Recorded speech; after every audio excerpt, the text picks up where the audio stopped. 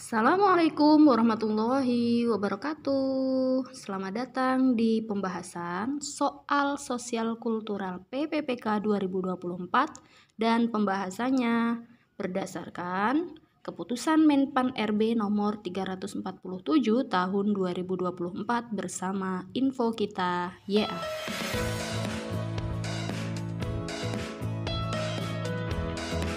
Baiklah teman-teman, sebelum lanjut mohon like video ini dan subscribe channel ini agar mendapatkan notifikasi pembahasan soal-soal lainnya di channel Info Kita YA. Dan untuk link keputusan Menpan RB nomor 347 tahun 2024 sudah saya sertakan di deskripsi ya. Tahapan seleksi PPPK 2024 terdapat 4 materi, yaitu kompetensi manajerial, kompetensi teknis, kompetensi sosial kultural, dan wawancara. Adapun pembahasan soal-soal PPPK mencakup 4 materi kompetensi ini ada di channel Info Kita YA dan sudah saya jadikan satu di playlist khusus soal PPPK. Linknya juga ada di deskripsi atau teman-teman bisa langsung kunjungi channel Info Kita YA.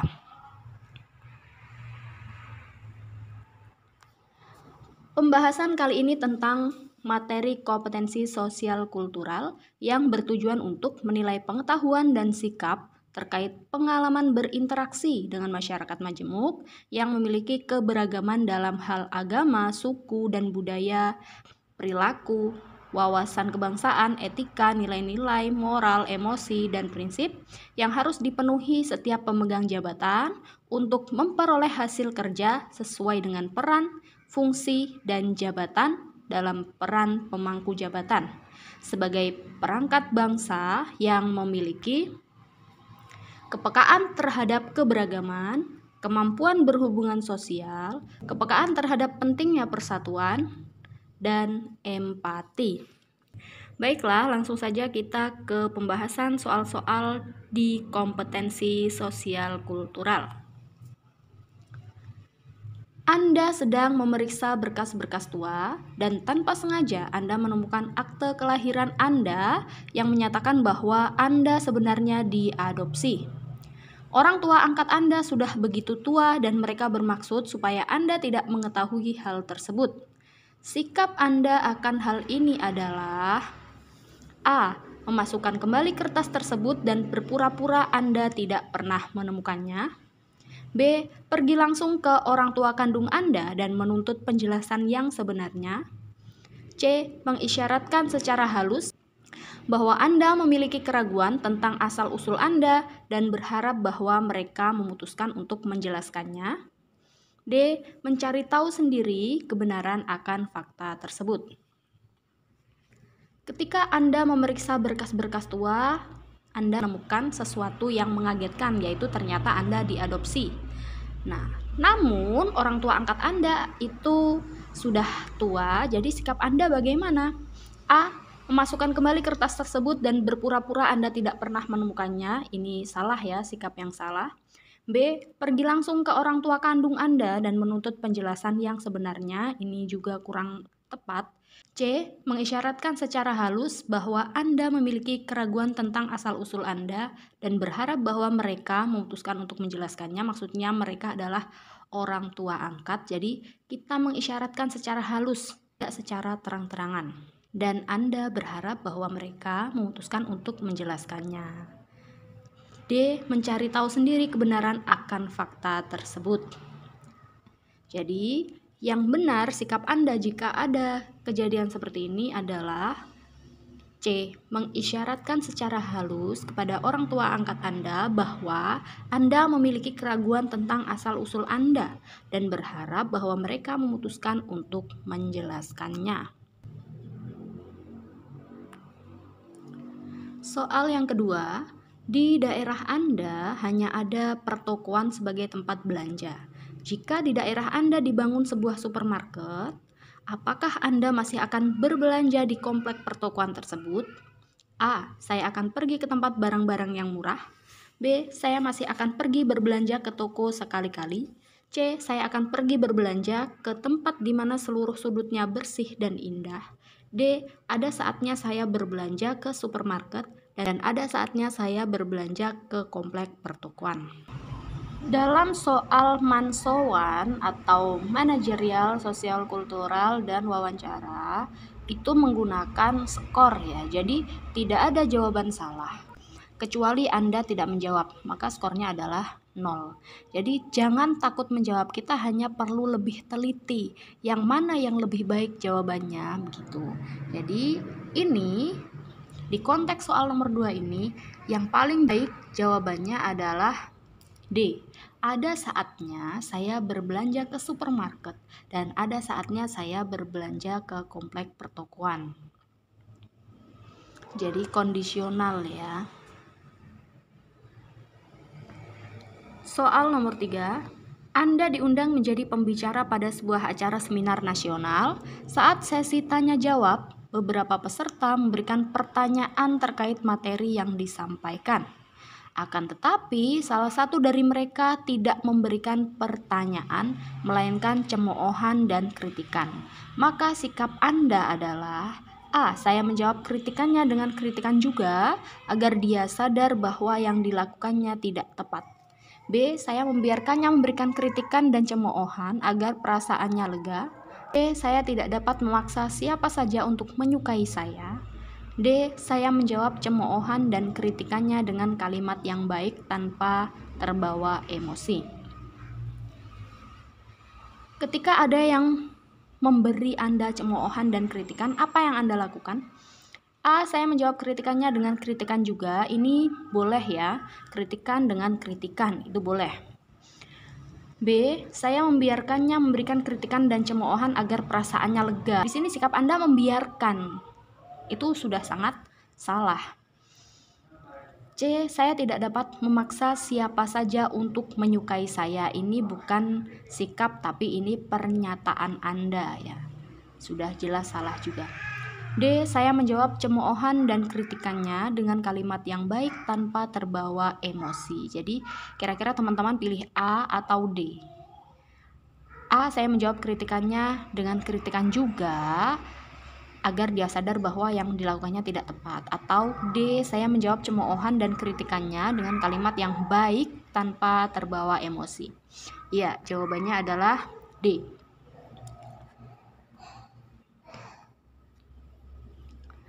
Soal nomor 4. Ada tetangga baru di dekat rumah Anda dan mereka sangat menyukai musik keras atau underground musik. Sikap Anda akan hal ini adalah A. Berjalan langsung ke pintu rumah mereka dan mengajukan komplain. B. Mengabaikan dan berharap akan segera sadar seiring dengan berjalannya waktu.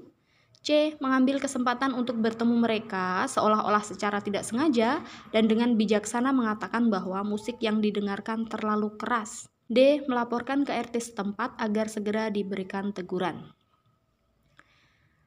Pilihan jawaban A, berjalan langsung ke pintu rumah mereka dan mengajukan komplain, itu kurang beretika ya. Meskipun mereka juga kurang beretika, tapi kita tidak perlu membalasnya dengan kurang beretika pula. B. Mengabaikan dan berharap akan segera sadar seiring dengan berjalannya waktu. Berarti Anda tidak bertindak, tidak bersikap. C. Mengambil kesempatan untuk bertemu mereka seolah-olah tidak sengaja dan dengan bijaksana mengatakan bahwa musik yang didengarkan terlalu keras. Ini Anda sopan seolah-olah tidak sengaja, padahal sengaja. Cuma kan mereka tidak tahu kalau Anda sengaja. Dan dengan bijaksana mengatakan bahwa musik yang didengarkan terlalu keras. D. Melaporkan ke RT setempat agar segera diberikan teguran. Ini juga benar. Hanya saja ini kan sikap Anda akan hal ini itu Anda akan bagaimana terhadap tetangga baru Anda ya, bukan malah melaporkan ke RT setempat. Jadi jawaban yang paling tepat atau skornya yang paling besar adalah iya, C. Mengambil kesempatan untuk bertemu mereka seolah-olah secara tidak sengaja dan dengan bijaksana mengatakan bahwa musik yang didengarkan terlalu keras. Soal nomor 5, Anda sedang berkunjung ke sebuah tempat makan. Anda ingin memesan makanan, akan tetapi pelayan masih melayani pelanggan lain. Tindakan Anda akan hal ini adalah A. menunggu giliran untuk mendapatkan pelayanan. B. Meminta karyawan lain untuk melayani Anda agar cepat. C. Memanggil karyawan lain yang sedang memasak. D. Meminta pemilik tempat makan untuk menambah barisan antrian agar tidak terlalu panjang. Anda di sana adalah pembeli. Memang pembeli adalah raja, tapi raja tidak selalu sewenang-wenang. Raja itu bijaksana. Jadi, di mana kebijaksanaan itu terletak? A. Menunggu giliran untuk mendapatkan pelayanan. Ya, ini boleh. B. Meminta karyawan lain untuk melayani Anda agar cepat. Kita tidak tahu karyawan lain itu ada atau tidak, atau karyawan lain itu sibuk atau tidak ya. C. Memanggil karyawan lain yang sedang memasak. Apalagi ini sudah jelas-jelas karyawannya sedang memasak, sedang sibuk. D. Meminta pemilik tempat makan untuk menambah barisan antrian agar tidak terlalu panjang. Mungkin ini bisa dilakukan ya, tapi siapa Anda meminta kepada pemilik tempat untuk menambah barisan? Siapa tahu tempatnya terbatas untuk antrian atau karyawannya terbatas dan lain-lain. Jadi, skor yang paling tinggi terletak pada jawaban A. Menunggu giliran untuk mendapatkan pelayanan. Soal nomor 6. Dana simpanan Anda terbatas, namun teman Anda membutuhkan uang untuk membiayai pengobatan anaknya yang sakit. Maka yang akan Anda lakukan adalah A. Meminjamkannya dengan wajar. B. Menyarankan agar ia meminjam dari bank. C. Menyarankan agar ia meminjam ke saudaranya. D. Mengumpulkan uang dari sumbangan teman-teman. Di aspek sosial kultural ada penilaian tentang empati. Nah, kita di sini diminta empatinya. Jadi empati kita bagaimana? A. Meminjamkannya dengan wajar. Boleh. B. Menyarankan agar ia meminjam dari bank. Ini mungkin dia nggak punya jaminan ya. Jadi kalau minjam dari bank itu lama. C. Menyarankan agar ia meminjam ke saudaranya. Anda melemparkan tanggung jawab kepada orang lain. Sebenarnya mungkin saran itu juga bisa digunakan. D. Mengumpulkan uang dari sumbangan teman-teman. Jadi mengumpulkan uang dari sumbangan teman-teman itu berarti Anda termasuk berusaha empati dan mengumpulkan uang daripada Anda meminjamkan uang Anda tapi kurang cukup atau tidak cukup ya. Jadi jawabannya adalah D. Mengumpulkan uang dari sumbangan teman-teman.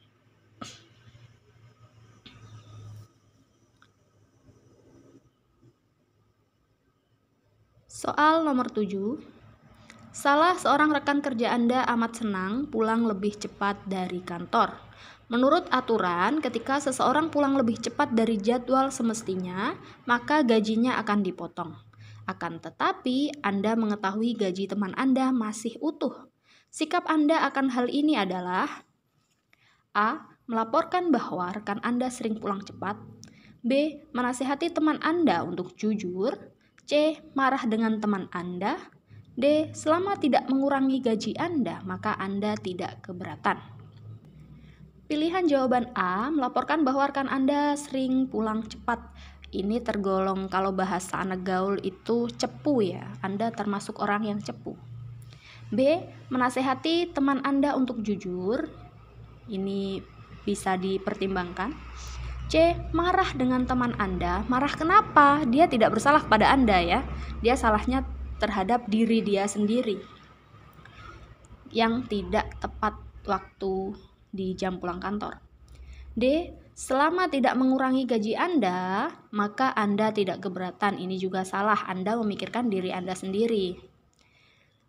Jadi yang paling tepat adalah B. Menasihati teman Anda untuk jujur. Soal nomor 8. Yuni adalah salah satu siswi yang terpilih untuk lomba catur tingkat nasional. Anda melihatnya sangat rajin mengasah kemampuannya. Hampir di setiap kesempatan ia berlatih. Beberapa hari sebelum pertandingan, pelatih memberitahukan bahwa ia tidak jadi pergi mengikuti lomba dan digantikan oleh orang lain. Tindakan Anda sebagai temannya adalah A. Membesarkan hatinya agar ia tidak sedih lagi.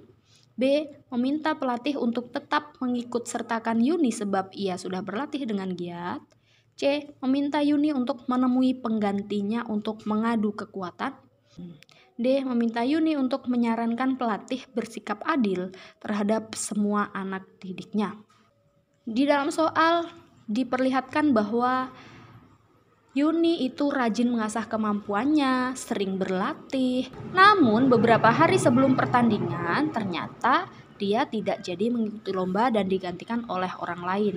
Jadi pasti si Yuni ini tadi sedih.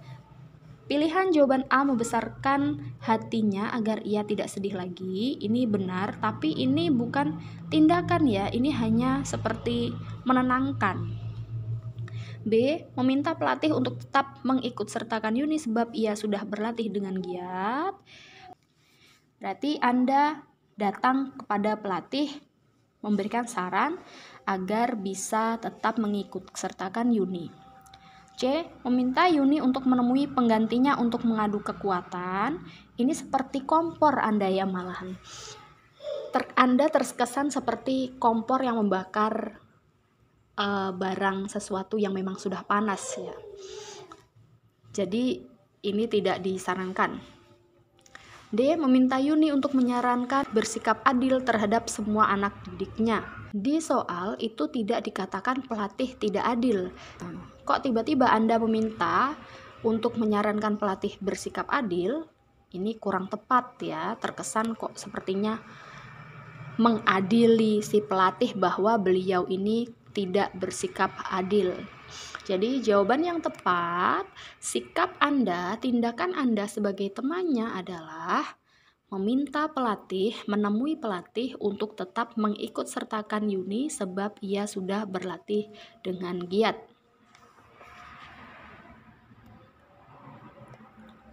Soal nomor 9, seiring dengan maraknya penyebaran paham radikalisme, pemerintah menetapkan siaga terhadap penyebaran paham tersebut.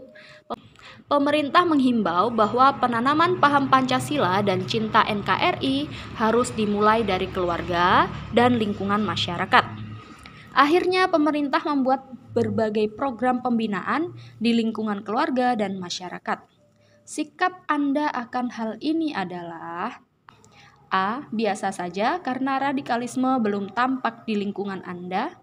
B. Berpartisipasi aktif mendukung program tersebut. C. Membaca tentang bagaimana implementasi kebijakan tersebut. D. Bersikap biasa saja karena itu bukan merupakan ancaman. Sikap Anda akan adanya program pemerintah terkait pembinaan di lingkungan keluarga dan masyarakat tentang penyebaran paham radikalisme. A. Biasa saja karena radikalisme belum tampak di lingkungan Anda. Berarti Anda meremehkan akan adanya penyebaran paham radikalisme dan meremehkan program pemerintah. B. Berpartisipasi aktif mendukung program tersebut. Ini jawaban yang paling tepat ya. C. Membaca tentang bagaimana implementasi kebijakan tersebut. Anda hanya membaca bagaimana implementasi, jadi tindakan Anda hanya sebatas membaca. D. Bersikap biasa saja karena itu bukan merupakan ancaman.